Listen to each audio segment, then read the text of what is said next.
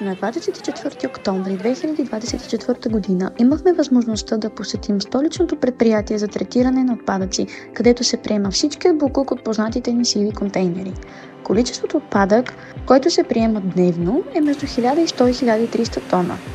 След като това количество бъде прието, то се премерва и се пропуска само отпадъкът, който отговаря на регламента на СТПО. Боклукът преминава в съоръженията с подвижни подове към следващите стъпки на неговото рециклиране.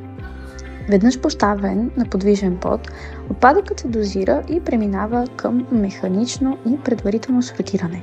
В този етап се отделят едрогабаритните материали, като матраци, гуми, големи картони, едри парчета, текстил, постелки, балата и какво ли още не. След това на свой ред идват големите шредери, които разкъсват едрогабаритния материал, за да може да премине към следващата стъпка. Друг помощник ни е металният сепаратор, който се грижи да отдели по-едрият метален отпадък. Следват барабанните сита, които сортират отпадъка и всичко по 200 мм се филтрира, а всичко над 200 мм преминава към следващата стъпка – ръчна сепарация. Ръчната сепарация се извършва от десетки усърдно работещи служители, които отделят внимание на неща като едър картон, текстил и найлон, които биха попречили на машините. После тези материали се шредират на по-ситни парчета, за да могат да бъдат обработени.